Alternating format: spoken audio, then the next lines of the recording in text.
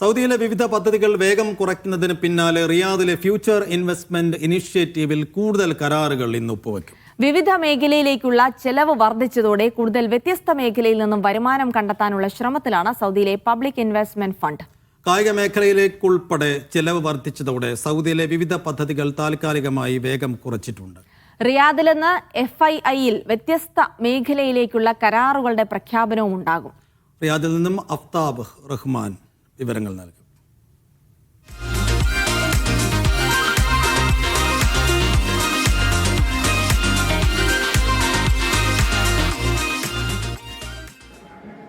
Saudi അറേബ്യയുടെ സാമ്പത്തിക രംഗം നിലകൊള്ളുന്നത് കാര്യമായും എണ്ണയെ ആശ്രയിച്ചുകൊണ്ടാണ്. കഴിഞ്ഞ ദിവസം സൗദിയുടെ നിക്ഷേപ മന്ത്രി പറഞ്ഞതനുസരിച്ചാണെങ്കിൽ ഏതാണ്ട് 68% സൗദി അറേബ്യയുടെ എണ്ണ മേഖലയിൽ നിന്നും, അതായത് പെട്രോൾ മേഖലയിൽ നിന്നുള്ള വരുമാനമായിട്ട് സൗദി അറേബ്യക്ക്, ക്രൂഡ് ഓയിൽ മേഖലയിൽ നിന്നും സൗദി അറേബ്യക്ക് ലഭിച്ചുകൊണ്ടിരിക്കുന്നത്.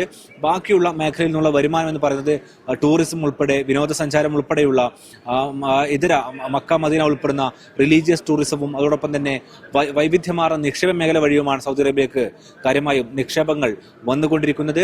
സൗദി അറേബ്യയിലെ ഏറ്റവും സോവറിൻ വെൽത്ത് ഫണ്ട് എന്നറിയപ്പെടുന്ന പബ്ലിക് ഇൻവെസ്റ്റ്മെന്റ് ഫണ്ടിന് കീഴിൽ നടക്കുന്ന ഫ്യൂച്ചർ ഇൻവെസ്റ്റ്മെന്റ് ഇനീഷ്യേറ്റീവിൽ ഇന്ന് സ്വാഭാവികമായിട്ടും പ്രധാനപ്പെട്ട വാണിജ്യ കരാറുകളാണ് ഒപ്പുവെക്കാനിരിക്കുന്നത്. ഇതിന്റെ ഭാഗമായി സൗദിയിലേക്ക് വരാനിരിക്കുന്നവരും ഒപ്പം തന്നെ സൗദി അറേബ്യ കൂടുതൽ മേഖലയിലേക്ക് നിക്ഷേപം ഇറക്കാൻ ആഗ്രഹിക്കുന്നതുമായ മേഖലയിലുള്ള കരാറുകളുടെ സൈനിങ് സെറിമണി ആയിരിക്കും ഇന്ന് കാര്യമായി നടക്കുക. വൻകിട പദ്ധതികൾ നേരത്തെ, നിയോം ഉൾപ്പെടെയുള്ള വൻകിട പദ്ധതികൾ നേരത്തെ പ്രഖ്യാപിച്ചതിന് ശേഷം വിവിധ മേഖലയിൽ നേരത്തെ ഒരു എക്കണോമിക് സ്ലോ ഡൗൺ ഉണ്ടായിട്ടുണ്ട് എന്നുള്ളത് വിവിധ അന്താരാഷ്ട്ര മാധ്യമങ്ങൾ കഴിഞ്ഞ ദിവസങ്ങളിൽ റിപ്പോർട്ട് ചെയ്തിരുന്നു. ഇതിന്റെ ഭാഗമായി അതിന് പ്രധാനപ്പെട്ട കാരണമായി ചൂണ്ടിക്കാട്ടുന്നത് സൗദി അറേബ്യ കൂടുതലായും റിയൽ എസ്റ്റേറ്റ് മേഖലയിൽ നിന്ന് മാറിക്കൊണ്ട് കായിക മേഖലയിലേക്ക് കൂടുതലായി ശ്രദ്ധ കേന്ദ്രീകരിക്കുന്ന ഒരു സമയമാണ്. അതുകൊണ്ട് തന്നെ സ്വാഭാവികമായിട്ടും ഒരേ സമയം വ്യത്യസ്ത മേഖലയിൽ ഒരേ പ്രൊജക്ടുകൾ നടക്കുന്ന സാഹചര്യത്തിൽ സ്വാഭാവികമായിട്ടും ഈ ഫണ്ടിങ്ങിലെല്ലാം തന്നെ ഒരു ഡിലേ ഉണ്ടാകാനുള്ള സാഹചര്യം ഉണ്ട് എന്നുള്ളതായിരുന്നു ആ റിപ്പോർട്ടുകളുടെ അടിസ്ഥാനം. ഈ ഒരു സാഹചര്യത്തിൽ കായിക മേഖലയിലേക്ക് കൂടുതലായി ശ്രദ്ധയൂന്നുവാനാണ് പബ്ലിക് ഇൻവെസ്റ്റ്മെന്റ് ഫണ്ട് ഇപ്പോൾ ശ്രമിച്ചുകൊണ്ടിരിക്കുന്നത്. അതേസമയം തന്നെ പബ്ലിക് ഇൻവെസ്റ്റ്മെന്റ് ഫണ്ടിന്റെ പ്രധാനപ്പെട്ട വരുമാന സ്രോതസ് എന്ന് പറയുന്നത് നിയോം ഉൾപ്പെടെയുള്ള വൻകിട റിയൽ എസ്റ്റേറ്റ് പദ്ധതികളായിരുന്നു.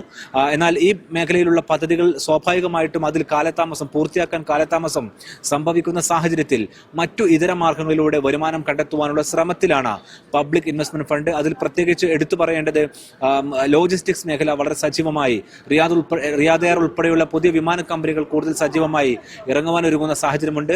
ഈ ഒരു സാഹചര്യത്തിൽ പ്രത്യേകിച്ച് ലോജിസ്റ്റിക്സ് മേഖല കൂടുതൽ സജീവമാക്കാൻ പബ്ലിക് ഇൻവെസ്റ്റ്മെന്റ് ഫണ്ട് ആഗ്രഹിക്കുന്നുണ്ട്. മറ്റൊരു പ്രധാനപ്പെട്ട മേഖല ഖനന മേഖലയാണ്. ഇതുകൂടാതെ മക്ക മദീന ഉൾപ്പെടെയുള്ള റിയൽ എസ്റ്റേറ്റ് മേഖല കൂടി ലക്ഷ്യം വെച്ചുകൊണ്ടുള്ള പദ്ധതി കൂടി പബ്ലിക് ഇൻവെസ്റ്റ്മെന്റ് ഫണ്ടിലുണ്ട്. പ്രത്യേകിച്ച് മക്കയും മദീനയും കേന്ദ്രീകരിച്ചുള്ള റിലീജിയസ് ടൂറിസം രാജ്യത്തിന്റെ വിവിധ ഭാഗങ്ങളിലുള്ള സാംസ്കാരിക പൈതൃക കേന്ദ്രങ്ങൾ കൂടി കണക്ട് ചെയ്തുകൊണ്ടുള്ള പദ്ധതി കൂടി സൗദി അറേബ്യ ആഗ്രഹിക്കുന്നുണ്ട്. അതിന്റെ ഭാഗമായിട്ടുള്ള ലോജിസ്റ്റിക്കൽ പദ്ധതികൾ, ഒപ്പം തന്നെ ടൂറിസം പദ്ധതികൾ, ട്രെയിൻ യാത്രാ പദ്ധതികൾ എല്ലാം തന്നെ ഇതിന്റെ ഭാഗമായി വരുന്നുണ്ട്. ഈ തരത്തിൽ വൈവിധ്യമാർന്ന മേഖലയിലേക്ക് നിക്ഷേപം എത്തിക്കുവാനുള്ള ശ്രമത്തിലാണ് PIF. അതിന്റെ പ്രഖ്യാപനങ്ങൾ കൂടിയായിരിക്കും ഇന്ന് സൗദി അറേബ്യ സാക്ഷ്യം വഹിക്കുക. അപ്പോൾ സൗദിയുടെ ഭാവിയിൽ നിർണായക പ്രഖ്യാപനങ്ങൾ ഉണ്ടാകുന്ന FIIയിൽ കഴിഞ്ഞ വർഷങ്ങളിലൊക്കെ മീഡിയ വൺ ശ്രദ്ധേയമായ സാന്നിധ്യമായിരുന്നു. ഇക്കുറിയും അത് ഉണ്ടാകും. ഇതിലൊരു പ്രഖ്യാപനം കൂടിയാണ് അഫ്താബ് നടത്തിയത്. അപ്പൊ നമുക്ക് ഇനി എന്താണ്?